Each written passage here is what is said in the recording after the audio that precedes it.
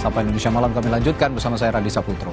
Saudara, imbas kebijakan efisiensi anggaran, sejumlah instansi mulai merencanakan penyesuaian kerja. Salah satunya adalah wacana bekerja dari mana saja alias work from anywhere.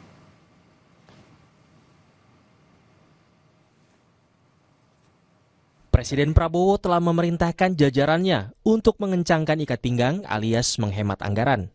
Pemerintah menargetkan efisiensi anggaran untuk APBN 2025 sebesar 306 triliun rupiah. Menurut Menteri Keuangan Sri Mulyani, kebijakan efisiensi akan jadi acuan penyusunan anggaran untuk tahun berikutnya, serta budaya baru efisiensi birokrasi pemerintahan. Akan digunakan untuk penyusunan 2026 juga, Ibu. Jadi kalau 2026 kan belum kita mulai nyusunannya atau sedang dalam pemikiran sangat awal. Tapi memang yang sedang dilakukan saat ini diharapkan akan menciptakan sebuah budaya baru, penekanan kepada pelaksanaan tugas secara efisien, secara cepat, secara baik, pelayanan publik tidak dikorbankan. Dan tentu berbagai target-target tidak akan kita lakukan pengurangan. Kebijakan efisiensi anggaran mendorong penyesuaian kerja di kalangan instansi pemerintah, seperti wacana mengombinasikan sistem bekerja dari mana saja atau work from anywhere dengan bekerja dari kantor. Dalam siaran pers Badan Kepegawaian Negara, Kepala BKN Zudan Arief menyinggung soal formula 2 hari WFA dan 3 hari WFO sebagai langkah awal efisiensi anggaran. Namun, Zudan mengingatkan, fleksibilitas kerja bagi ASN pada prinsipnya harus mengutamakan kualitas layanan. Untuk itu, fleksibilitas kerja ini dimaknai dengan mengikuti kewajiban masuk kerja, menjalankan pekerjaan dan menaati ketentuan jam kerja yang diatur dengan fleksibel dalam hal waktu dan lokasi bekerja. Pengamat kebijakan publik, Trubus Rahardiansyah menilai, lembaga yang terkait langsung dengan pelayanan publik sebaiknya tidak terapkan WFA. Kebijakan ini kan menurut saya tidak sepenuhnya tepat, Mbak. Tidak semua kementerian, lembaga, dan daerah itu secara nasional harus menerapkan yang namanya WFA, Mbak. Jadi harus ada pemilahan atau pengumuman yang terkait dengan pelayanan publik. Jangan sampai kemudian dengan WFA ini malah terjadi istilahnya kontraproduktif, artinya malah merugikan pelayanan publik itu sendiri, artinya malah yang publiknya jadi terhambat. Ini yang harus ditekankan, Pak. Pemangkasan anggaran sedikit banyak akan berdampak pada kinerja kementerian atau lembaga. Meski niatnya baik, membuang pengeluaran yang tidak perlu, jangan sampai efisiensi anggaran mengganggu pelayanan publik. Tim Liputan, Kompas TV. Lalu efektifkah jika rencana work from anywhere alias kerja dari mana saja ini diterapkan untuk aparatur sipil negara atau ASN? Kita akan bahas bersama Wali Kota Surabaya Eri Cahyadi, lalu ada Rian Nugroho, Ketua Masyarakat Kebijakan Publik Indonesia atau MAKPI, dan Jo Hermansyah Johan, mantan Dirjen Otonomi Daerah Kementerian Dalam Negeri. Selamat malam Bapak-Bapak. Selamat malam Mas. Baik, saya ke Pak Eri dulu sebagai pemerintah yang ada di daerah, di Surabaya tepatnya. Pak Eri, kalau melihat kebijakan WFA ini, kira-kira pemetaan di daerah di Surabaya khususnya bagaimana sejauh ini? Jadi gini Mas, tahun 2023 saya itu ingin membuat pekerjaan lebih efisien, lebih efektif. Oke, dengan cara? Sehingga pada waktu itu kami melakukan work from anywhere dimanapun, sehingga kami melakukan kerja itu bukan lagi di kantor, tapi di balai RW. Salah satu adalah pendekatan ke masyarakat, kedua pelayanan lebih cepat. Ketika kami lakukan itu, maka pekerjaan di kantor semakin berkurang, tidak ada orang yang ada di dalam kantor.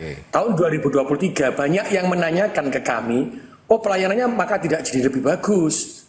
Akhirnya ada pro kontra, tapi kami tetap jalan. Karena yang kami cari adalah efektif dan efisien dalam pekerjaan, lebih dekat dengan ke masyarakat. Dan ternyata hasilnya lebih cepat. Jadi perizinan tidak ada yang terlambat, adminduk tidak ada yang terlambat, masyarakat lebih mengerti untuk memangkas caranya lewat aplikasi, karena kami semua lewat aplikasi, Mas. Dan ternyata dari semua yang kami lakukan, masyarakat lebih aware, lebih senang, lebih cepat pelayanan. Ternyata ada efisiensi yang luar biasa di kantor kami ketika bayar listrik, ketika ada untuk air. Karena mohon maaf Mas, saya itu dulu PNS juga. Nah, kalau di kantor itu kan biasanya kami datang, nyalain komputer, setelah itu sampai pulang, itu komputernya nyala. Kerja apa tidak kerja, ya tetap nyala. AC-nya nyala, ya itu. Sehingga itulah yang akhirnya tanpa kami sadar, efisiensinya sangat tinggi ketika ada bayar listrik, ketika ada air. Itulah yang kami cari. Jadi yang kami lakukan bukan efisiensi terkait apa, tapi kami mau efisiensi pekerjaan, ternyata imbasnya pada efisiensi anggaran. Lakukan, betul. Oke, nah tapi begini Pak Wali. Kalau itu kan, kalau saya lihat tadi itu kan pelayanan administrasi kependudukan lah ya. Ini untuk mengurus KTP, kartu keluarga dan segala macamnya. Ini bekerja di balai RW. Tapi bagaimana dengan pelayanan lainnya? Misalnya di bidang kesehatan, puskesmas begitu. Ini apakah juga sudah ada mapping soal sektor-sektor lain jika WFA nanti di Surabaya? Jadi memang tidak semuanya bisa dilakukan WFA. Salah satu contohnya adalah rumah sakit, karena rumah sakit orang datang. Sehingga kalau di tempat kami untuk perizinan atau kesehatan, itu kami lakukan di satu nakes satu RW. Jadi di tempat kami itu ada satu RW satu nakes. Satu nakes ini adalah perawat ya, bidan begitu, yang nanti dia akan dikomandani oleh satu dokter. Jadi satu dokter, bahwa RW dipegang oleh satu dokter, tapi nakesnya ada di masing-masing itu. Sehingga ketika di masing-masing RW, ketika ada yang sakit, maka nakes ini melaporkan ke RW-nya, ke dokternya, penanggung jawabnya.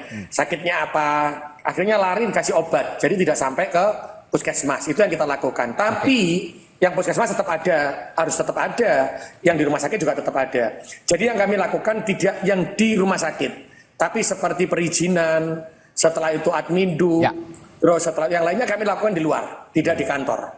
Ya artinya harus ada mapping dari kepala daerah juga ya Pak Eri. Betul, kepala daerah harus tahu. Nah kalau jadi kepala daerah kan mana yang bisa dilakukan di luar dan mana yang tidak, ya harus tahu lah kepala daerah itu. Prioritas-prioritas mana saja yang bisa dilakukan efisiensi atau tidak. Saya ke Prof Jo, kalau begitu Prof Jo, Anda sebagai orang yang sering juga bersinggungan dulu dengan para kepala daerah. Ini berarti kan akan tergantung dengan kecakapan kepala daerah melakukan mapping.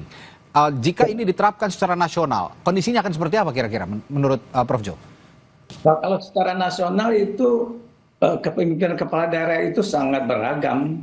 Jadi ala wali kota Surabaya, ala bupati di Sidoarjo atau bahkan di Kupang gitu ya, di Sumatera, di Kalimantan sana bisa berbeda-beda. Ya, jadi belum tentu leadership ala RI ini bisa sama dengan di tempat lain. Jadi mau turun ke lapangan gitu ya. Nah juga ada bupati kantoran gitu. Nah, itu mungkin saja. Jadi oleh karena itu memang kalau kepemimpinan saya kira itu tidak menjamin. Nah ada dua nih yang penting nih, bahwa kategori pekerjaan itu ada yang memang bisa work from anywhere, terutama pekerjaan office works ya, kantoran dan layanan-layanan seperti yang Pak Wali lakukan dengan ala kepemimpinan terjun lapangan. Tapi ada namanya kerjaan field works. Field works itu orang harus ke lapangan, harus kerja di bawah. Namanya pekerja-pekerja di sektor perhubungan, di sektor-sektor yang terkait dengan pekerjaan umum, ya, layanan-layanan publik yang sifatnya harus muncul pertamanan, ya. Nah itu nggak bisa pakai web, harus tetap field works ya, dia ada di bawah. Nah kalau itu nggak ada, terganggu layanan itu. Tapi begini, Prof Jo, bagaimana caranya agar para kepala daerah ini punya pemikiran yang sama dengan Pak Eri misalnya ini sebagai wali kota Surabaya, karena ya tadi seperti Prof Jo bilang polanya akan berbeda-beda, sedangkan program ini akan diterapkan secara nasional. Bagaimana menyeragamkan ini? Nah itu dia, jadi mungkin nih katanya mau retreat nih, nah dikumpul di situ pusat beri bimbingan, ya nanti wali kota Surabaya mungkin harus share the experiences-nya kepada kawan-kawan yang lain. Kan dia ini udah 1 kali periode. Ada pendatang baru, newcomers ini banyak. Pasti, setelah pilkada apalagi. Iya, jadi itulah mungkin mereka bisa memberi inspirasi saja, tapi belum tentu karena karakter leadership itu dia. Ya, yang sukanya di kantor itu gimana ya kan? Nah, diubah dengan ceritanya Pak Eri nggak mungkin, ya kan? Jadi seketika. Nah ini perlu ada terus pendampingan, pembinaan dari ya Kemendagri. Jadi Ya. pemerintah pusat harus Oke. aktif. Kalau enggak ini bisa nggak jalan. Oke, kalau gitu begini, saya ke Pak Rian. Kalau begitu dengan keberagaman karakter kepala daerah dan meskipun nanti kalau memang ada retreat menyeragamkan pandangan untuk misi efisiensi ini. Nah, tapi karakter yang berbeda-beda itu ujung-ujungnya akan efektif nggak sih sebenarnya work from anywhere ini jika diterapkan secara nasional untuk mengefisienkan anggaran? Oke, pertama saya sepakat dengan Prof. Chu, guru saya juga ini, Pak Eri ini best practice ini. Jadi begini, ada yang namanya dua level, satu level kreatif, satu level basic dasarnya. Nah, ada 4 jenis pelayanan publik, yang satu bersifat pelayanan dasar dalam arti dia itu survivality, itu ada pertahanan, keamanan, keadilan. Sekarang itu dia antara 5-10% lah itu going digitalnya. Tapi nanti kalau dia betul-betul itu going digital, maksimum 50%, karena pertahanan nggak bisa pakai di jarak jauh, itu ada kan perang juga itu. Jadi ada 20-50%. Nah, pelayanan yang kewargaan, yang itu administrasional, itu KTP, KK, macam-macam itu ya, perizinan juga itu sekarang itu antara 5-20%. Itu bisa naik sampai 20-80%. Itu yang di leverage di situ. Nah, ada juga pelayanan pengembangan, misalnya ada pendidikan, kesehatan itu ya. Kan itu barangkali 5-20%, itu bisa sampai 20-70%. Nah, ada pelayanan khusus yang darurat, itu misalnya adalah pelayanan crash program, makan bergizi gratis. Itu paling banter 20%. Jadi saya udah kirim ke Kompas itu gambarnya itu. Jadi mapping dulu. Jadi dengan benar nggak gebiau ya. Tadi Prof. Ju katakan tuh nggak bisa supaya itu virtual gitu. Dengan mapping itu di atasnya baru ada kreativitas. Sehingga saran saya jangan dibuat model penyeragaman. Tadi Mas hostnya saya lupa namanya. Okay. Tapi ada namanya itu asimetrik karena yang namanya di teman-teman di Jawa Timur udah literasi digital tinggi. Ya. Tapi mungkin di kawasan Papua, Nusa Timur belum. Jadi nggak boleh seragam. Ya. Dan saya sangat sepakat dengan Prof. Ju tadi. Mungkin ada nanti Pak Eri yang bercerita di retreat tadi ya. Tapi ada juga dari mungkin Maluku cerita. Jadi tidak boleh penyeragaman karena Indonesia beda-beda. Ya. Dengan demikian terjadi yang namanya itu kesetaraan di dalam pelayanan publik. Ya. Tapi kedua, kuncinya adalah mapping memang ya. ya mapping saya udah kirim ke nanti saya kirim buat teman-teman juga. Okay. Nah, yang kedua adalah kalau work from everywhere itu memang pantas dilakukan di pemerintah pusat. Karena apa? Coba tanya Pak Prof. Ju tadi, di pusat itu kerjanya cuma 6 itu, yaitu namanya keamanan, justisi, kemudian keuangan, cuma 6. Yang lain di kabupaten kota. Jadi justru yang ditingkatkan efisiensinya itu di pusat. Dikurangi kerjaannya karena nggak ada kerjaan lain publik kecuali yang tadi, misalnya maaf ya, Setnek layan presiden bukan publik itu, Kemdagri melayani Pemda bukan masyarakat, jadi nggak boleh cari-cari gitu loh. Nah, yang tempatnya Pak Eri ini nggak boleh diurangi banyak-banyak karena pelayanan publik itu ada di kabupaten kota. Nah, ini nanti kita perlu ubah lagi, sempurnakan lagi lah. Masalah turunan dari undang-undang kita 23 2014 tentang pemerintah daerah. Jadi pusat itu kecil, kemudian provinsi lebih kecil lagi supervisor, bawah itu gede. Yang sekarang jadi kan semuanya berusaha gede gitu loh.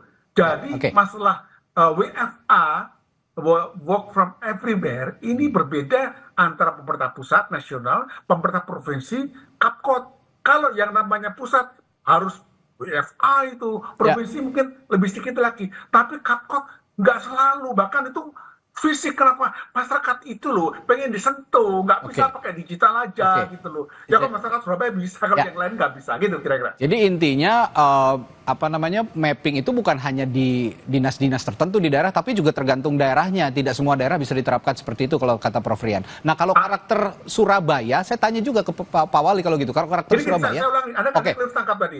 Jadi perbedaan bukan cuma yang namanya itu, tapi pusat daerah. Iya, pusat daerah juga ya. Kayak Kristos tadi. Oke, silakan. Oke, ya. Nah, kalau gitu karakternya Surabaya ini cocok nggak Pak Wali kalau gitu diterapkan WFA?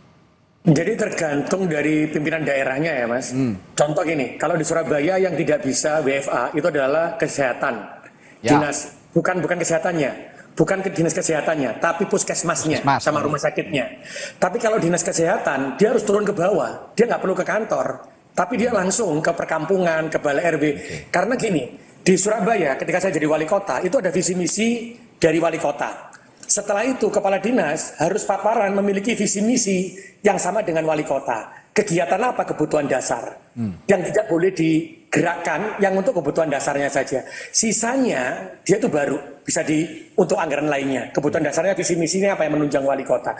Dan kebetulan kami ini sudah menggunakan aplikasi, betul tadi disampaikan Pak Rian, nggak semuanya sudah begini. Ya. Kami itu ketika kerja dimanapun kerjanya pakai aplikasi sehingga langsung naik ke kinerjanya dia untuk mengejar kinerja sama nggak dengan kinerjanya wali kota. Jadi kepala dinas itu harus buat output outcome di lewat aplikasi sesuai dibagi sampai dengan ke anak buahnya sampai output outcome per hari.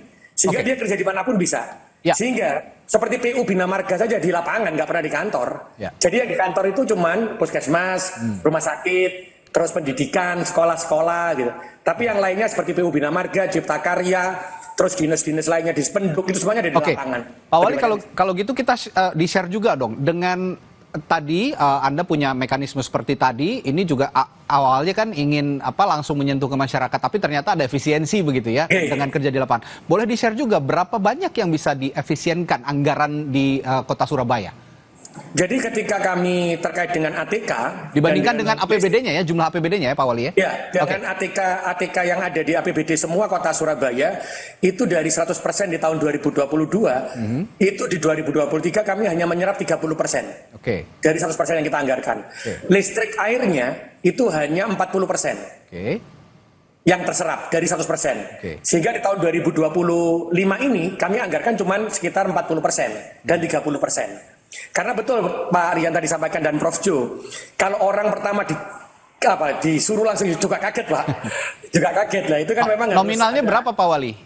Kalau boleh tahu nih, nominal penghematannya berapa? Penghematan kami hampir 1 triliun dari seluruh. Hampir 1 triliun, luar biasa. Ya, dari ATK, listrik, setelah itu air, terus yang lain-lainnya itu ada hitungannya sampai dengan hampir 1 triliun. 1 triliun, kalau gitu Prof Jo, saya ke Prof Jo ini benar-benar bisa jadi percontohan kalau gitu di Surabaya nih Prof Jo? Banget, ini 1 triliun itu pemangkasan kah Pak Eri, Pak Wali? Oh bukan Pak, bukan. Jadi kami lakukan ini di tahun 2023 Pak. Ya. Jadi kami lakukan efisiensi di luar, sehingga itu ada penghematan. Setelah itu baru tahun 2024, kami lakukan tidak lagi menggunakan anggaran yang seperti tahun-tahun sebelumnya. Baru tahun ini saya baru tahu ada efisiensi anggaran loh. Kok saya maksud saya bukan efisiensi anggaran Prof Jo, tapi kami efisiensi pekerjaan. Tapi dampaknya kepada efisiensi anggaran akhirnya. Baru di sini baru terasa ketika teman-teman ke lapangan itu lebih cepat kerjanya dan dia tidak perlu ke kantor begitu. Ini cocok nggak Prof Jo untuk jadi percontohan di nasional kalau gitu? Ya ini saya menarik ya. Kota Surabaya itu faktor penentunya leadership, yang kedua adalah kemampuan keuangannya Kota Surabaya itu ya baik ya. Betul. Kalau daerah-daerah rata-rata ya kota ini yang kayak Surabaya ini hitung jari nih Pak Wali, yang punya PAD bagus ya, Kota Surabaya, Kota Tangerang Selatan, kalau kabupaten Badung. Tapi mayoritas 415 kabupaten dan 93 kota kita itu kekurangan fiskal, namanya dia belum diri fiskal. Yang kedua juga ada konteks penggunaan teknologi informasi ya, layanan publik dengan teknologi informasi masih terbatas. Aplikasi kayak Surabaya ke macam-macam diaplikasikan. Nah, di tempat lain itu susah. Nah, terbatas, belum lagi infrastruktur teknologinya belum terbangun.